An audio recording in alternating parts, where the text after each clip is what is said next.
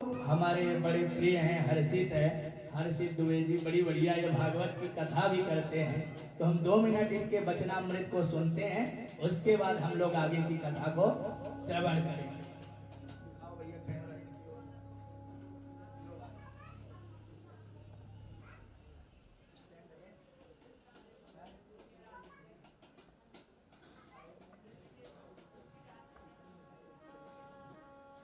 बोली वृंदावन वाके बिहारी लाल की, परम पूज्य सद्गुरुदेव भगवान की। ध्येयं सदा परिभवग्नवभीष्टदोहं, तीर्थास्पदं शिवविरञ्चिनुतं शरण्यं, वृत्यार्थिहं प्रणतपाल भवाब्धि। वंदे महापुरुष ते चरणारविंदम, श्री सीतानाथ समारंभां रामानंदार्य मध्यमाम्, अस्मदाचार्य पर्यन्तां वंदे गुरु परंपराम्। गुरुर्ब्रह्मा गुरुर्विष्णु गुरुर्देव महेश्वरा, गुरुर्साक्षात् परं ब्रह्मा तस्मै श्री गुरुवे नमः। बोल भक्तवत्सल भगवान की। आइए अपनी मन और वाणी को पवित्र करने के लिए 2 बार भगवान नाम का आसरा लेते हैं। श्री कृष्ण गोविंद हरे मुरारी, हे नाथ नारायण वासुदेवा। श्री कृष्ण गोविंद हरे मुरारी, हे नाथ नारायण वासुदेवा। श्री कृष्ण गोविंद हरे मुरारी, हे नाथ नारायण वासुदेवा। श्री कृष्ण गोविंद हरे मुरारी, हे नाथ नारायण वासुदेवा। हे नाथ नारायण वासुदेवा, हे लक्ष्मी नारायण वासुदेवा। हे नाथ नारायण वासुदेवा, हे लक्ष्मी नारायण वासुदेवा। श्री कृष्ण गोविंद हरे मुरारी, हे नाथ नारायण वासुदेवा। श्री कृष्ण गोविंद हरे मुरारी, हे नाथ नारायण वासुदेवा। बोल भक्तवत्सल भगवान की जय हो। परम मंगलमय परात्पर अखिलेश्वर अकारम करुणा करुणालय श्री बांके बिहारी लाल जी सरकार।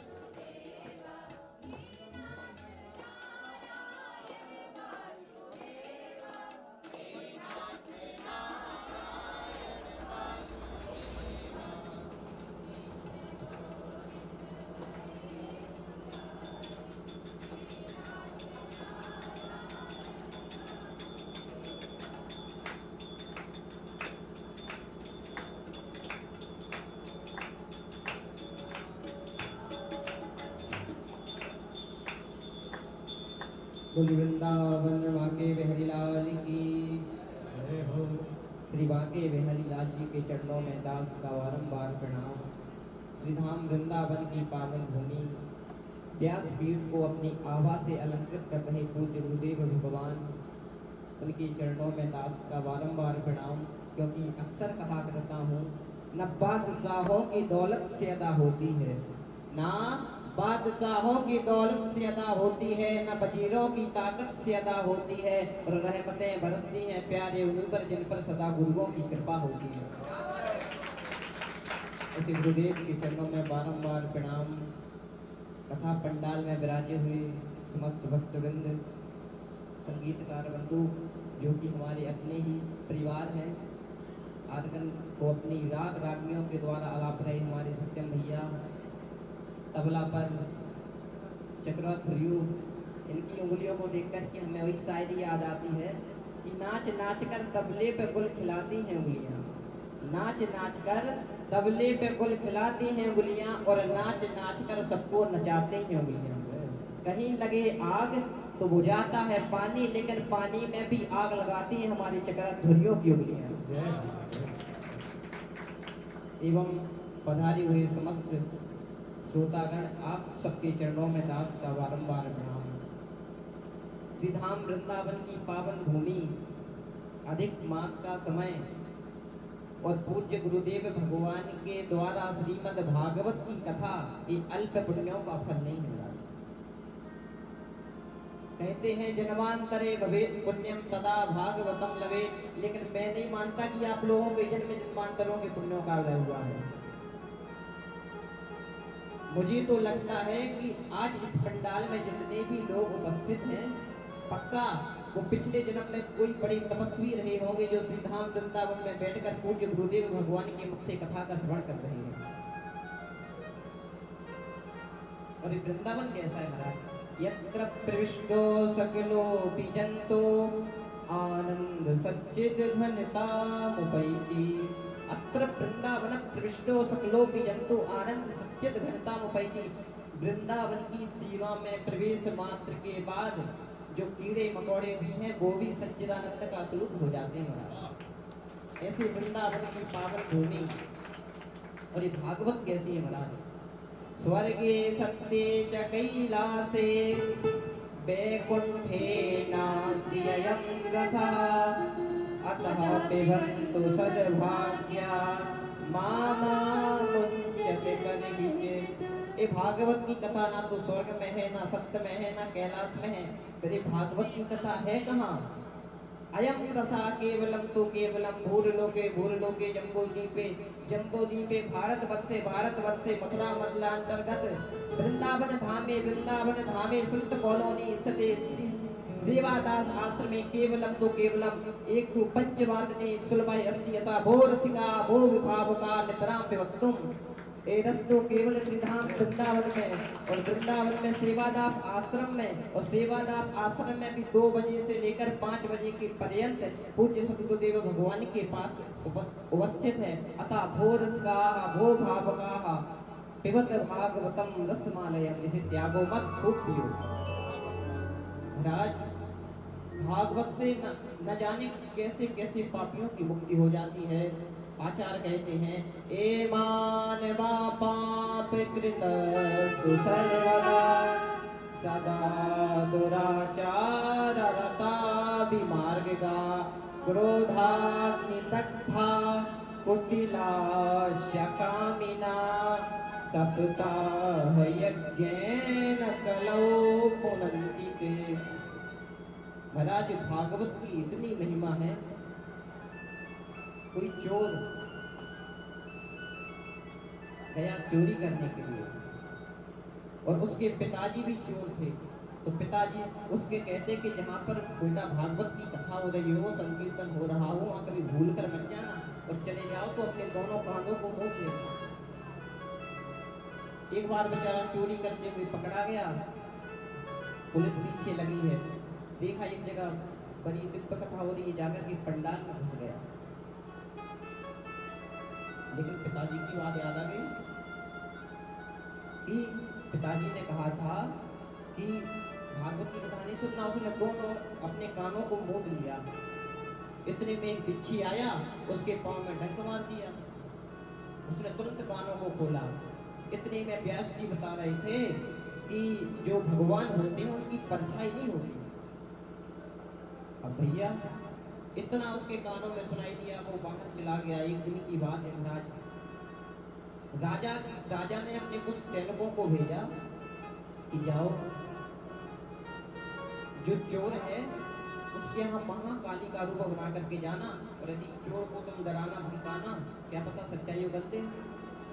महाराज सैनिक जाते हैं, काली माता का दिव्य भेष बनाए हैं।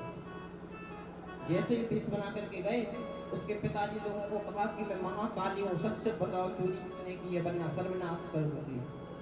इतने में उसके नींद खुल गई और उसने कहा कि देवी जी, भगवानों की तो परछाई होती नहीं। इतने में वो सैनिक जान गए और वहां से भाग गए। पिताजी ने कहा, पुत्र ये बात तुझे कहाँ पता चली? उसने सारी घटना बताई। उसने उस दिन निश्चित कर लिया कि मेरे कानों में भागवत के 2 शब्द पड़ गए तो मेरे घर में चोरी होने से बच गई। यदि मैंने पूरी भागवत की कथा सुन ली होती तो न जाने इस संसार वालों से चोरी करने से बच गया होता। इतनी भागवत की महिमा है। भागवत में एक श्लोक आता है, भागवत का वक्ता कैसा होना चाहिए? विरक्तो वैष्णवो विप्रो वेद शास्त्र विशुद्ध कृत दृष्टांत कुशलो धीरो वक्ता कार्योति निष्प्रहा। और इस श्लोक के जितने भी लक्षण परिलक्षित होते हैं, आज मुझे गुरुदेव के परिलक्षित होते दिख रहे हैं। विरक्त का अर्थ क्या होता है? विरक्त का अर्थ कोई साधु महात्मा से या फिर विरक्त से नहीं होता, बल्कि विशेषेण श्री कृष्णेन अनुरक्ता इति विरक्ता। जो अपने जीवन को श्री कृष्ण में ही अनुरक्त करके रखा हो वो है विरक्त। तो मुझे नहीं लगता पूज्य गुरुदेव जैसा कोई भगवान श्री कृष्ण में अनुरक्त होगा। गुरुदेव जब ब्रह्म मुहूर्त में जागते हैं तो अपनी भागवत जी का पाठ करके मूल पारायण करके अपने दिन की शुरुआत करते हैं। दिन भर अध्ययन अध्यापन कराते हैं तो भागवत की चर्चा करते हैं, और इसके बाद जब उनके पास कोई फोन आता है या फिर कोई मिलने आता है तो वो भी 2 ही प्रकार की वार्ताएं करता है, या तो हमें भागवत पढ़ना है या तो हमें भागवत करवाना है। और अंत में शाम को भागवत पढ़ाते पढ़ाते गुरुदेव भगवान अपने दिन का अंत करते हैं। तो बताइए, गुरुदेव भगवान से ज्यादा श्री कृष्ण में अनुरक्त कौन हो गया? तो हो गया विरक्त। इसके बाद क्या आता है? विरक्तो वैष्णवो, वैष्णव तो नहीं विप्र भी है। वेद शास्त्र विशुद्ध कृत, भागवत का वक्ता वेदों शास्त्रों को जानने वाला होना चाहिए। तो मुझे नहीं लगता कि गुरुदेव भगवान ने कोई ऐसा ही शायद वेद शास्त्र पुराण बचा हो जो गुरुदेव भगवान को ना आता हो। हम लोग विद्यालय में यदि कोई भी प्रश्न पूछ लें, कोई भी कुछ भी पूछ ले, महाराज उस वेद का उस पुराण का अक्षर सह बताते हैं कि इस पुराण का इस अध्याय का ये श्लोक है, तो ऊपर से इतनी लाइन है, नीचे से इतनी लाइन है। तो वेद शास्त्र विशुद्ध कर दृष्टांत कुशलो धीरो वक्ता कार्योति निष्प्रहा। ऐसे गुरुदेव के चरणों में दास का बारंबार प्रणाम। और सज्जनों, गुरुदेव सम्मुख बैठे हों और कुछ बोल पाना,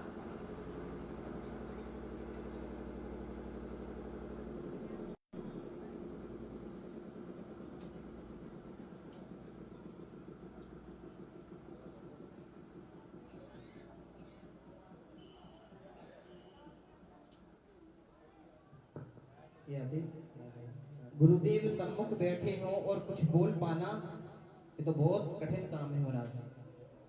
लेकिन ये तो गुरुदेव की विशुद्ध कृपा है जो यहाँ पे बिठा दिया कि तू भी अपनी वाणी को शुद्ध कर ले। और हम तो अक्सर कहा करते हैं, ना कुछ हंसकर सीखे हैं ना कुछ रो करके सीखे हैं, जो भी सीखे हैं उस गुरुदेव के होकर सीखे हैं। सज्जनों, अधिक मास का समय चल रहा है और मुझे यहाँ पर 2 ही लोग ज्यादा दिखाई दे रहे हैं, एक तो विद्यार्थी और दूसरी माताएं।